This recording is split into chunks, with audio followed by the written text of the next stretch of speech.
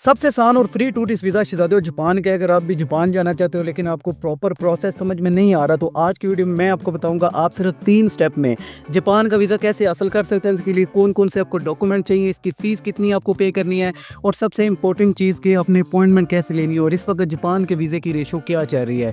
तो शहज़ादियों, अगर आप जापान जाना चाहते हो, आप टूरिस्ट हैं या फिर अपने पासपोर्ट की वैल्यू को बढ़ाना चाहते हैं, तो आज की वीडियो को एंड तक आपने ज़रूर देखना है ताकि आपकी सारी बातें जितनी भी है ना वो क्लियर हो जाए। प्रोसेस करना कैसे है, अपॉइंटमेंट कैसे लेनी है, कितने दिनों में आपको अपॉइंटमेंट मिलेगी, वीज़ा कितने दिनों में ग्रांट होगा और सबसे बड़ी बात, आप जापान का वर्क वीज़ा कैसे ले सकते हैं। चंद स्टेप हैं, आपने उन्हें फॉलो करना है और इस पर आपका जो है ना वो ज़्यादा खर्चा भी नहीं आएगा। अस्सलाम वालेकुम शहज़ादे, उम्मीद करता हूँ आप सब खैरियत से होंगे। आज हम बात करेंगे जापान के विज़िट और वर्क वीज़ा के बारे में। आप किस तरह जापान का विज़िट वीज़ा ले सकते हैं और किस तरह आप जापान का वर्क वीज़ा ले सकते हैं और इसके लिए आपको डॉक्यूमेंट कौन से चाहिए और इस वीज़े का हमने प्रोसेस कैसे करना है। तो आज की वीडियो में आपके जितने भी सवाल हैं ना उनके सब का जवाब आपको मिल जाएंगे। अगर आप जापान में इंटरेस्टेड हैं, आप विज़िट करना चाहते हैं, वहाँ पर काम करना चाहते हैं, तो वीडियो को आपने थोड़ा सा ध्यान से देखना है। तो बिना वक़्त ज़ाया कि हम सीधा मुद्दे पर आते हैं। आप भी बिना वक़्त ज़ाया कि अपने इस चैनल को जो है ना वो लाइक और सब्सक्राइब लाजमी कर दीजिएगा। तो सबसे पहले बात करते हैं जापान के विज़िट वीज़ा के हवाले से। आप जापान का विज़िट वीज़ा कैसे अप्लाई कर सकते हैं, ये नहायत आसान है, बहुत ज़्यादा सिंपल है, इसमें कोई रॉकेट साइंस नहीं है। आपने सिर्फ अपने डॉक्यूमेंट रेडी करने हैं, ठीक है, और वो रेडी करके अपने एम्बेसी, आप जिसे जेरी या फिर वीएफएस बोलते हैं ना, वहाँ पर जाकर अपने सबमिट करवाने हैं। अब एम्बेसी जो है ना वो डॉक्यूमेंट की भूखी होती है, अपने डॉक्यूमेंट तो उनको देने ही देने हैं, लेकिन यहाँ पर एक चीज़ का फ़र्क है। पहले क्या होता था कि आप अपना जापान का जो वीज़ा ना वो डायरेक्ट एम्बेसी में जाकर जमा करवाते थे। अब ये जो कॉन्ट्रैक्ट है उन्होंने वीएफएस को दे दिया है, आप जिसे जेरी भी बोलते हैं, वीएफएस भी बोलते हैं। अब ये हुआ इस वजह से क्योंकि बहुत सारे पाकिस्तानी भाई जो एलिजिबल भी नहीं थे वीज़ा के लिए, उन लोगों ने भी अपनी फ़ाइल जमा करवाना स्टार्ट कर दी। पहले क्या था, आप जो वीज़ा होता था ना वो जापान एम्बेसी या कौंसलेट में जाकर जमा करवाते थे, लेकिन सिस्टम ये हुआ जब उन्होंने वीज़ा ओपन किया, बहुत सारे पाकिस्तानी जो एलिजिबल भी नहीं थे लोगों ने भी अपनी फ़ाइल जमा करवाना शुरू कर दी। इस वजह से काफ़ी ज़्यादा दूसरे लोगों जो वाकई इंटरेस्टेड थे जापान जाने के लिए, उनका भी जो ना काम ख़राब हुआ। तो उन्होंने तंग आकर पाकिस्तानियों से ना वीएफएस को दे दिया कि उनके हैंड ओवर कर दिया कि भाई आप संभालो, आप ही प्रोसेस करो, बस जो ना फ़ाइल हमें भिजवा दो। अब आपको करना क्या, आपने सबसे पहले जो है ना वीएफएस की अपॉइंटमेंट लेनी है वीज़ा के लिए, ठीक है। वीज़ा के लिए अपॉइंटमेंट लेने के बाद आपने डॉक्यूमेंट सबमिट करवाने हैं वीएफएस में, ठीक है। और वहाँ पर भी आपका एक ना छोटा सा इंटरव्यू होगा, उसके लिए आपने प्रिपेयर आप खुद को कर लेना है। मैं फिर अगेन दोहराता हूँ, अब आपने सिंपली क्या करना है, सबसे पहले अपनी स्लॉट चेक करनी है वीएफएस ग्लोबल पर जाकर, ठीक है। अपॉइंटमेंट अवेलेबल है जापान की या नहीं, उसके बाद आपने अपने सारे डॉक्यूमेंट गैदर करने हैं, इकट्ठे करने हैं, वीएफएस के ऑफिस में आपने चले जाना है। अब आपको डॉक्यूमेंट में कौन कौन से डॉक्यूमेंट चाहिए, ठीक है, वो मैं आपको बता देता हूँ। ये विजिट वीज़ा की मैं बात कर रहा हूँ, वर्क परमिट की हम बाद में बात करेंगे। अब आपको वीज़ा अप्लाई करने के लिए जो डॉक्यूमेंट चाहिए उनमें आपका पासपोर्ट है जो तकरीबन 6 माह के लिए वैलिड होना चाहिए। इसके अलावा आपने अपना वीज़ा एप्लीकेशन फॉर्म फिल करना है, वो आप एम्बेसी की वेबसाइट पर ऑनलाइन भी डाउनलोड कर सकते हैं। इसके अलावा आपका आईडी कार्ड आ जाता है, ठीक है, आपकी फ़ोटो, आपकी एफआरसी डॉक्यूमेंट बता रहा हूँ, ठीक है। इसके अलावा आपकी बैंक स्टेटमेंट आ जाती है, अकाउंट मेंटेनेंस लेटर आपने लगाना है, आपकी हेल्थ इंश्योरेंस आपने साथ लगानी है।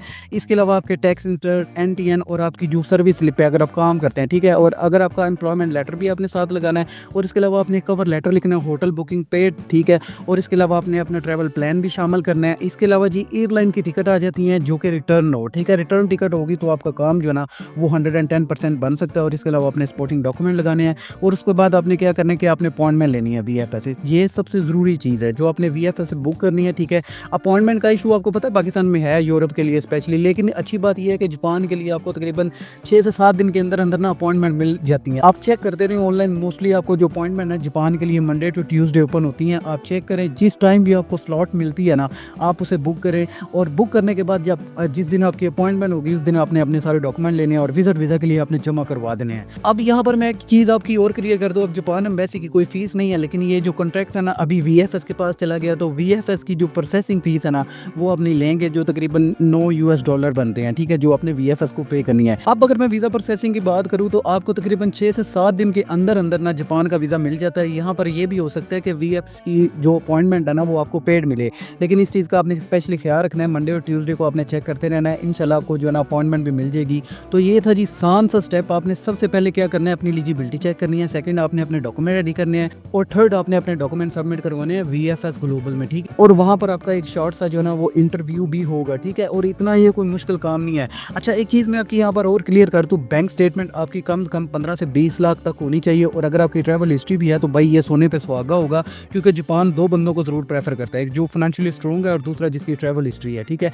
और भाई जापान है ही बहुत ज़्यादा स्ट्रॉन्ग। और अब ऐसा भी नहीं है कि भाई फ्रेश पासपोर्ट वालों को वीज़ा नहीं मिलता, ठीक है। वीज़ा हमेशा उसी बंदे को मिलता है जो अप्लाई करते हैं, ठीक है, जो चांस लेते हैं। तो ज़्यादा वो खुद से अपने डॉक्यूमेंट रेडी करो और अप्लाई करो, क्योंकि जापान के वीज़े के बाद आपको हर दूसरी कंट्री जो ना आसानी से वीज़ा दे देगी। अब बात कर लेते हैं जापान के वर्क परमिट के बारे में। तो यहाँ पर काफ़ी ज़्यादा जो ना लेबर शॉर्टेज है। अगर आप गूगल से भी पूछेंगे ना तो आपको गूगल भी यही बताएगा। और काफ़ी लोगों की ख्वाहिश भी ये है कि वो अच्छा रोज़गार वहाँ पर जाकर कमाएं, अच्छे पैसे कमाएं, क्योंकि यहाँ पर जो ना सैलरीज यहाँ पर बहुत ज़बरदस्त मिलती हैं, ठीक है। तो यहाँ पर मैं आपकी एक चीज़ और क्लियर कर दूँ, कुछ लोग जो ना ऑनलाइन वीज़ा वगैरह बोलते हैं, लेकिन मेरी समझ में तो नहीं आता कि ऑनलाइन आपको वीज़ा मिलेगा। लेकिन दूसरा तरीका ये है कि अगर आप डायरेक्ट एम्प्लॉयर से यानी एजेंट से वीज़ा लेना चाहते हैं तो आप जो है ना वो उनसे भी बात कर सकते हैं। लेकिन तीसरा तरीका ये भी है कि आप विजिट वीज़ा पर चले जाएं, क्योंकि ऑनलाइन जॉब जो ना वो मेरे ख्याल में नहीं है कि आपको यहाँ पर ऑनलाइन जॉब मिले। अगर आप विजिट वीज़ा पर जाकर कोई जॉब ढूंढ रहे हैं तो एक चीज़ मैं यहाँ पर क्लियर कर दूँ कि आपका वीज़ा जो ना वो चेंजेबल नहीं होगा, आपको वापस आना पड़ेगा, एम्प्लॉयमेंट लेनी पड़ेगी आपको एम्प्लॉयर से, ठीक है। और जब आपके पास जॉब ऑफर लेटर आ जाएगा, एम्प्लॉयर आपको दे देगा, तो वो आपके बिहाफ पर वर्क परमिट अप्लाई करेगा और वीज़ा आपको अपनी होम कंट्री से ही लेना पड़ेगा।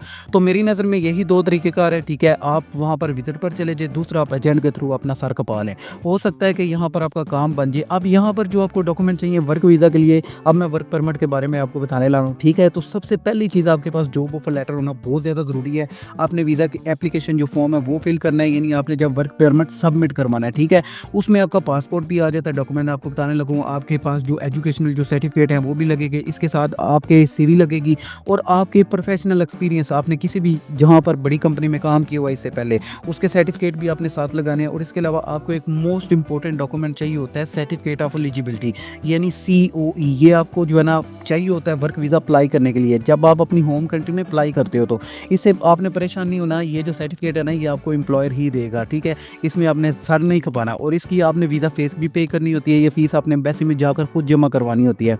तो ये था वर्क परमिट का प्रोसीजर, ठीक है। और वर्क परमिट का जो प्रोसीजर है ना वो तकरीबन ऑलमोस्ट सब कंट्री में सेम टू सेम ही होता है, ठीक है। अगर आप विजिट वीज़ा की तरफ आते हैं तो उसमें भी आपको डॉक्यूमेंट चाहिए, ठीक है। अगर आप वर्क परमिट की तरफ आते हैं तो आपको वर्क परमिट के लिए भी डॉक्यूमेंट चाहिए। और डॉक्यूमेंट की जो चेक लिस्ट है ना वो मैं अपनी डिस्क्रिप्शन में लगा दूंगा, आपने उसे ज़रूर चेकआउट करना है, ठीक है, ताकि आपको यार समझने में आसानी हो, आपको पता चल जाए, ठीक है। अब ये जो ना सिंपल सा स्टेप है, आप विजिट की तरफ जाते हैं तो विजिट में सबसे पहले आपने अपनी एलिजिबिलिटी चेक करनी है कि आप अहल हैं भी या नहीं, आप जा सकते हैं या नहीं, आप अपनी फाइल रेडी कर सकते हैं या नहीं। दूसरा आपने अपने डॉक्यूमेंट रेडी करने हैं। डॉक्यूमेंट रेडी करने के बाद तीसरी चीज़ आ जाती है अपॉइंटमेंट, एम्बेसी में आपने उसके बाद सबमिशन करवानी होती है।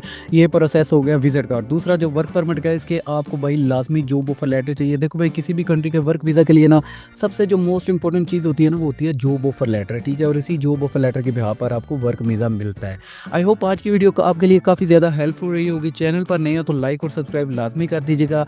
अगर आपको कोई भी सवाल है, आपको कोई चीज़ समझ नहीं आ रही तो आप कमेंट मुझे ज़रूर कर दीजिएगा, मैं उसका रिप्लाई जो है ना वो ज़रूर कर दूँगा। मुझे दें इजाज़त, मिलते हैं एक नई इन्फॉर्मेशन के साथ। Thanks for watching. अल्लाह हाफिज़।